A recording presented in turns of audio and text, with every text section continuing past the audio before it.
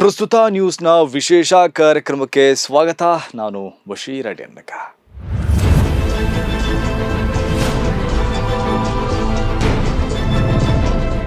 ಕರ್ನಾಟಕ ರಾಜಕೀಯದ ಇತಿಹಾಸದಲ್ಲಿ ಮತ್ತೊಂದು ಭಾರೀ ತಿರುವು. ಅಧಿಕಾರದ ದರ್ಬಾರದಲ್ಲಿ ಹೊಸ ಅಧ್ಯಾಯ. ಲೋಕಭವನದಲ್ಲಿ ಹೊಸ ಹೆಜ್ಜೆಗಳ ಸದ್ದು. ರಾಜಕೀಯದ ಚದುರಂಗದಲ್ಲಿ ಹೊಸ ಆಟ. ಇಡೀ ರಾಜ್ಯವೇ ಕಾದು ಕುಳಿತಿರುವ ಆ ಕ್ಷಣಕ್ಕೆ ಕೆಲವೇ ಗಂಟೆಗಳಷ್ಟೇ ಬಾಕಿ ಇದೆ.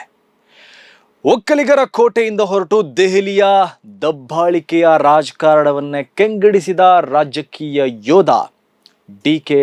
ಶಿವಕುಮಾರ್. ಟ್ರಬಲ್ ಶೂಟರ್ನಿಂದ ಟಾಪ್ ಲೀಡರ್ ವರೆಗೆ ಏರಿದ ಅವರು ಈಗ ಕರ್ನಾಟಕದ ಆಡಳಿತದ ಕಮಾಂಡ್ ಕೈಗೆತ್ತಿಕೊಳ್ಳಲಿದ್ದಾರೆ. ಸದ್ಯಕ್ಕೆ ರಾಜ್ಯ ರಾಜಕೀಯದ ಕೇಂದ್ರ ಬಿಂದುವಾಗಿರುವ ಡಿ.ಕೆ. ಶಿವಕುಮಾರ್ ಅವರ ನೇತೃತ್ವದಲ್ಲಿ ರಚನೆಯಾಗಲಿರುವ ಹೊಸ ಸರ್ಕಾರದ ಬಗ್ಗೆ ಇಂದು ರಾಜ್ಯಾದ್ಯಂತ ಚರ್ಚೆ, ಕುತೂಹಲ, ಲೆಕ್ಕಾಚಾರ, ಅಂದಾಜು ಮತ್ತು ಅಧಿಕಾರದ ಭಾರೀ ಲಾಬಿ ಜೋರಾಗಿದೆ. ವಿಧಾನಸೌಧದ ದಾರಿಗಳಲ್ಲಿ ಈಗ ಒಂದು ಮಾತು ಮಾತ್ರ ಕೇಳಿಸ್ತಾ ಇದೆ. ಯಾರು ಸಚಿವರು, ಯಾರಿಗೆ ಯಾವ ಖಾತೆ, ಯಾರು ಸಂಪುಟದ ಒಳಗೆ, ಯಾರು ಹೊರಗೆ. ರಾಜಕೀಯದಲ್ಲಿ ಅಧಿಕಾರ ಅಂದರೆ ಕೇವಲ ಕುರ್ಚಿ ಅಲ್ಲ, ಅದು ಪ್ರಭಾವ, ಅದು ಶಕ್ತಿ, ಅದು ಮುಂದಿನ 10 ವರ್ಷಗಳ ಭವಿಷ್ಯ. ಇದೇ ಕಾರಣಕ್ಕೆ ಬೆಂಗಳೂರಿನಿಂದ ದೆಹಲಿಯವರೆಗೆ ರಾಜಕೀಯ ಚಟುವಟಿಕೆ ಗರಿಗೆದರಿದೆ. ಒಂದೆಡೆ ಹಳೆಯ ನಾಯಕರ ಒತ್ತಡ, ಮತ್ತೊಂದೆಡೆ ಯುವ ಶಾಸಕರ ನಿರೀಕ್ಷೆ, ಇನ್ನೊಂದೆಡೆ ಜಾತಿ ಸಮೀಕರಣ, ಅದರ ಜೊತೆಗೆ ಪ್ರಾದೇಶಿಕ ಸಮತೋಲನ. ಅಲ್ಪಸಂಖ್ಯಾತರು, ದಲಿತರು, ಹಿಂದುಳಿದವರು, ಲಿಂಗಾಯತರು, ಒಕ್ಕಲಿಗರು, ಪ್ರತಿಯೊಂದು ಸಮುದಾಯವು ಈಗ ತಮ್ಮ ಪಾಲಿನ ಅಧಿಕಾರದ ನಿರೀಕ್ಷೆಯಲ್ಲಿ ಕಾದಿದ್ದಾರೆ.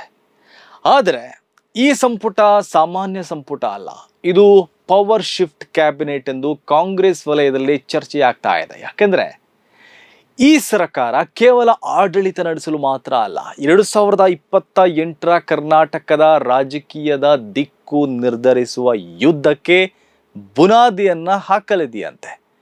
ರಾಜಕೀಯ ಪಂಡಿತರ ಪ್ರಕಾರ ಈ ಸಂಪುಟದಲ್ಲಿ ಕೆಲವು ಅಚ್ಚರಿಯ ಮುಖಗಳು ಕಾಣಿಸಿಕೊಳ್ಳಲೂಬಹುದು. ಕೆಲವರು ಸಂಪೂರ್ಣವಾಗಿ ಕೈಯಿಂದ ಜಾರಿ ಹೋದರೆ, ಮತ್ತೆ ಕೆಲವರು ಸೂಪರ್ ಮಿನಿಸ್ಟರ್ ಸ್ಥಾನಮಾನ ಪಡೆಯುವ ಸಾಧ್ಯತೆ ಇದೆ ಎನ್ನಲಾಗ್ತಾ ಇದೆ. ರಾಜ್ಯದ ಪವರ್ ಕಾರಿಡಾರ್ನಲ್ಲಿ ಹರಿದಾಡ್ತಾ ಇರುವ ಮಾಹಿತಿಯ ಪ್ರಕಾರ ಆರ್ಥಿಕ ಇಲಾಖೆಯ ಮೇಲೆ ಭಾರಿ ಪೈಪೋಟಿ ನಡೆದಿದೆ. ಇಂಧನ, ಗೃಹ, ನೀರಾವರಿ, ಲೋಕೋಪಯೋಗಿ, ಬೆಂಗಳೂರು ಅಭಿವೃದ್ಧಿ, ಈ ಖಾತೆಗಳಿಗಾಗಿ ಹಿರಿಯ ನಾಯಕರ ಮಧ್ಯೆ ಭಾರಿ ಲಾಬಿ ನಡೆದಿದೆ ಎನ್ನಲಾಗ್ತಾ ಇದೆ. ಇದರ ಮಧ್ಯೆ ಒಂದು ಪ್ರಶ್ನೆ ಎಲ್ಲರನ್ನೂ ಕಾಡ್ತಾ ಇದೆ. ಅದೇನೆಂದ್ರೆ, ಈ ಸರ್ಕಾರದಲ್ಲಿ ನಿಜವಾದ ನಂಬರ್ 2 ಯಾರು? ನಂಬರ್ 1 ಡಿ.ಕೆ.ಶಿ ಆದರೆ ನಂಬರ್ 2 ಯಾರು?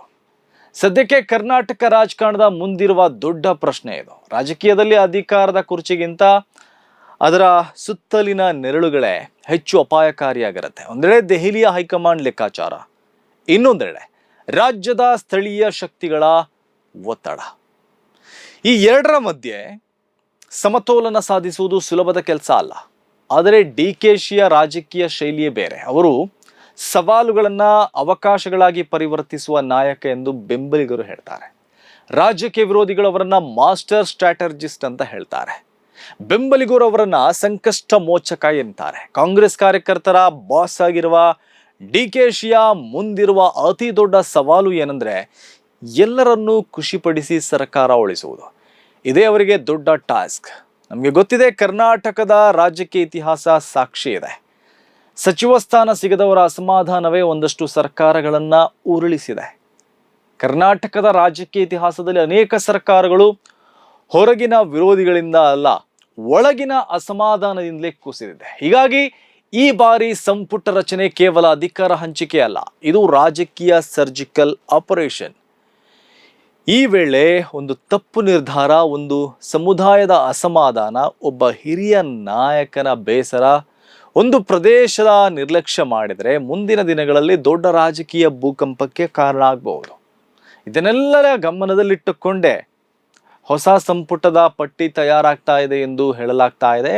ಇದರ ಮಧ್ಯೆ ಸಾಮಾಜಿಕ ಜಾಲತಾಣಗಳಲ್ಲಿ ಈಗಾಗಲೇ ಮಂತ್ರಿಗಳ ಲಿಸ್ಟ್ ವೈರಲ್ ಆಗ್ತಾ ಇದೆ. ಯಾವುದು ನಿಜ, ಯಾವುದು ಫೇಕ್ ಎಂಬ ಗೊಂದಲ ಜನರಲ್ಲಿ ಇದೆ. ಕೆಲವರು ತಮ್ಮ ಹೆಸರು ಖಚಿತ ಎಂದು ಹೇಳಿಕೊಂಡು ಬೆಂಬಲಿಗರಿಂದ ಬ್ಯಾನರ್ ಅನ್ನು ಹಾಕಿಸ್ಕೊಳ್ತಾ ಇದ್ದಾರೆ. ಇನ್ನು ಕೆಲವರು ದೆಹಲಿಯ ಹೋಟೆಲ್ಗಳಲ್ಲಿ ಬೀಡ್ಬಿಟ್ಟಿದ್ದಾರೆ. ರಾಜಕೀಯದಲ್ಲಿ ಕೆಲವೊಮ್ಮೆ ಒಂದು ಫೋನ್ ಕಾಲೇ ಬದುಕನ್ನೇ ಬದಲಿಸುತ್ತೆ. ಹಾಗಾಗಿ ಅನೇಕ ಶಾಸಕರ ಕಣ್ಣು ಮೊಬೈಲ್ ಫೋನ್ಗಳ ಮೇಲೆ ನೆಟ್ಟಿದೆ. ಹೈಕಮಾಂಡ್ನ ಕರೆ ಯಾವಾಗ ಬರ್ತಾ ಇದೆ ಅಂತ ಕಾದು ಕುಳಿತಿದ್ದಾರೆ. ನಾನು ಮಂತ್ರಿ ಆಗ್ತೀನಾ ಇಲ್ವಾ, ಮತ್ತೊಮ್ಮೆ ಕಾಯ್ಬೇಕಾ, ಇಂತಹ ಆತಂಕ, ಕುತೂಹಲ, ನಿರೀಕ್ಷೆಗಳಲ್ಲಿ ಹಲವು ಶಾಸಕರಿದ್ದಾರೆ.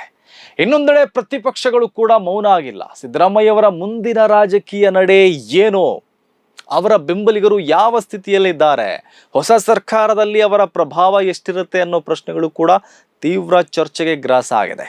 ಇದೇ ಸಮಯದಲ್ಲಿ ಬಿಜೆಪಿಯು ಬೆಳವಣಿಗೆಯನ್ನು ಸೂಕ್ಷ್ಮವಾಗಿ ಗಮನಿಸ್ತಾ ಇದೆ. JDS ಕೂಡ ತನ್ನ ರಾಜಕೀಯ ಅಸ್ತಿತ್ವವನ್ನು ಮರು ಸಂರಚಿಸಲು ಅವಕಾಶ ಹುಡುಕ್ತಾ ಇದೆ. ಆದರೆ ಈ ಕ್ಷಣದಲ್ಲಿ ಸ್ಪಷ್ಟವಾಗಿರೋ ಒಂದು ಸಂಗತಿ ಏನಂದ್ರೆ, ಕರ್ನಾಟಕದ ರಾಜಕೀಯ ಈಗ ಸಂಪೂರ್ಣವಾಗಿ ಹೊಸ ಹಂತಕ್ಕೆ ಪ್ರವೇಶಿಸ್ತಾ ಇದೆ. ಜೂನ್ 3 ಕೇವಲ DKಶಿ ಸರ್ಕಾರದ ಪ್ರಮಾಣ ವಚನ ದಿನ ಅಲ್ಲ, ಇದು ಭವಿಷ್ಯದ ರಾಜಕೀಯ ಶಕ್ತಿ ಸಾಮರ್ಥ್ಯದ ಪ್ರದರ್ಶನ. ನಾಳೆ ಲೋಕಭವನದಲ್ಲಿ ಯಾರು ನಿಂತಿರ್ತಾರೆ, ಮೊದಲ ಸಾಲಿನಲ್ಲಿ ಯಾರು ಕುಳಿತುಕೊಳ್ತಾರೆ, ಯಾರ ಮುಖದಲ್ಲಿ ನಗು ಇರುತ್ತೆ, ಯಾರ ಮುಖದಲ್ಲಿ ಬೇಸರ ಇರುತ್ತೆ, ಯಾರ ಕೈಯಲ್ಲಿ ಅಧಿಕಾರ, ಯಾರ ಮನಸ್ಸಲ್ಲಿ ಅಸಮಾಧಾನ, ಇವೆಲ್ಲವೂ ಮುಂದಿನ ರಾಜಕೀಯದ ಸುಳಿವು ನೀಡಲಿದೆ. ಮತ್ತೆ ಒಂದು ಮಾತು ಈಗ ಕಾಂಗ್ರೆಸ್ ಕಾರ್ಯಕರ್ತರ ನಡುವೆ ಭಾರಿ ವೈರಲ್ ಆಗ್ತಾ ಇದೆ. ಅದೇನೆಂದ್ರೆ, ಇದು ಕೇವಲ ಸರ್ಕಾರ ಅಲ್ಲ, ಇದು DK ಯುಗದ ಆರಂಭ ಅಂತಿದ್ದಾರೆ. ಆದರೆ ರಾಜಕೀಯದಲ್ಲಿ ಯಾವ ಯುಗವೂ ಸವಾಲುಗಳಿಲ್ಲದೆ ಸಾಗುವುದಿಲ್ಲ.